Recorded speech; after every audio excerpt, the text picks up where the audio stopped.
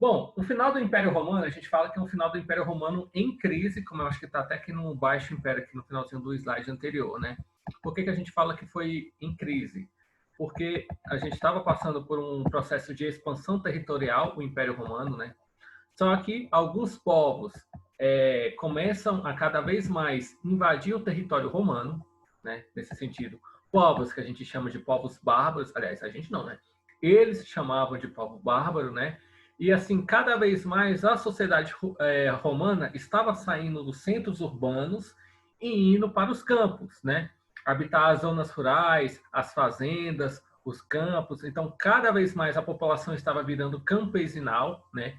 Termo esse que vocês vão ouvir falar muito na Idade Média, né? Que as pessoas viviam no campo, trabalhavam no campo e tudo mais. Porque nos centros urbanos, a população cada vez mais estava empobrecida, né? Por qual motivo? Povos indo-europeus começavam a invadir o Império Romano, né? Que eles chamavam de povos bárbaros. E outra, começava a faltar comida para todo mundo. Então, é, o, como é que se fala, né?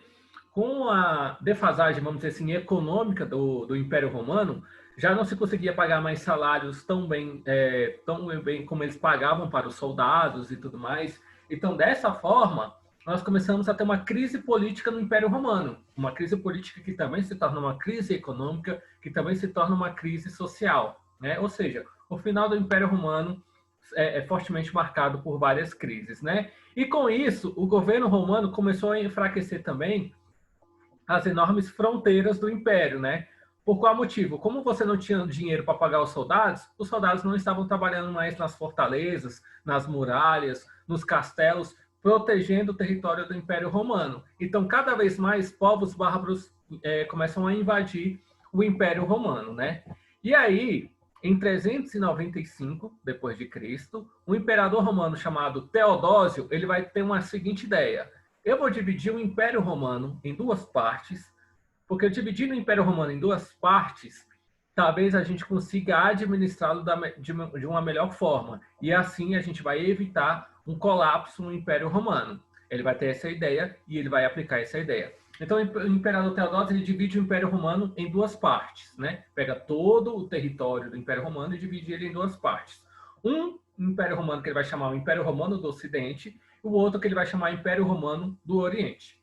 O Império Romano do Ocidente teria a capital ainda em Roma. A Roma seria a capital do Império Romano no Ocidente. Já no Oriente, a capital do Império Romano seria a cidade da Turquia chamada Constantinopla na época, tá bom? Porque foi fundada pelo imperador Constantino, tá? Então, Constantinopla, na Turquia, era a capital do Império Romano no Oriente, e o Império Romano no Ocidente vai ter a capital do Império Romano na cidade de Roma. O Império Romano do Oriente vai ter um outro nome. Alguém sabe me dizer? Alguém manja aí de história e sabe me dizer o outro nome do Império Romano no Oriente?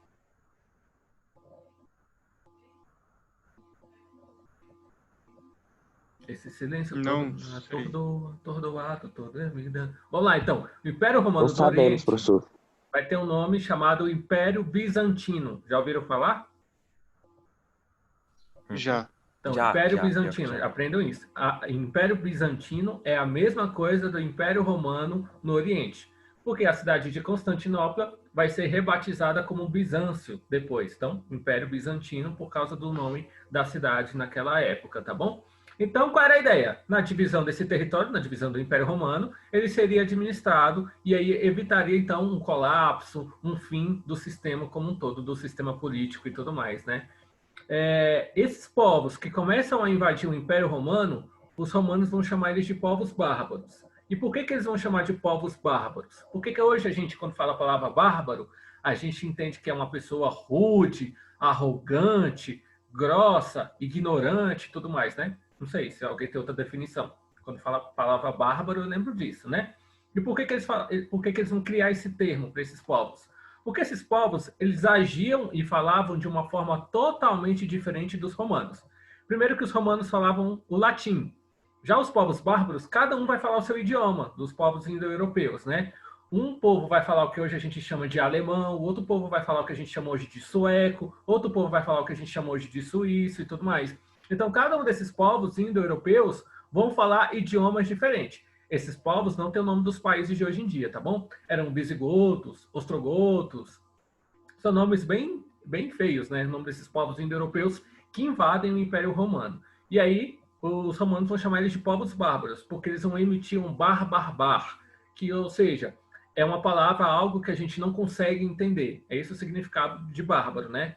É algo que a gente não consegue entender, que era o idioma que eles falavam, tá bom? Então, essa divisão feita pelo imperador Teodósio não vai surtir o efeito esperado, pelo menos não no Império Romano do Ocidente, né? Porque diversos povos eles continuam invadindo o Império Romano, o território romano, até que no ano de 476, ou seja, no século V depois de Cristo, né, os Érulos, que era um povo indo-europeu de origem germânica, né, vão invadir Roma e comandados por um general chamado Odoacro, né, eles vão depor o imperador Rômulo Augusto, tá bom? Rômulo Augusto é o último imperador romano da história, né? Então vocês podem anotar isso na mente de vocês.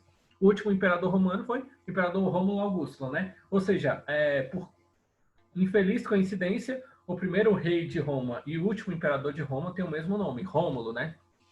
Então, Rômulo, ele é deposto por um dos povos indo-europeus. E assim é o fim do Império Romano no Ocidente. Lembre-se, a gente ainda tem um Império Romano todo no Oriente, Bizâncio e tudo mais, o Império Bizantino. Este Império Bizantino, ele vai ficar de pé até o ano de 1453, tá bom? Mas a queda aqui do Império Romano no Ocidente é um marco importante para a nossa história. Vamos retomar lá o primeiro bimestre. Quando a gente viu a linha do tempo na história, a gente viu que a história é dividida em 5 grandes períodos, né? A pré-história, a Idade Antiga, a Idade Média, a Idade Moderna e a Idade Contemporânea, né? São 5 períodos.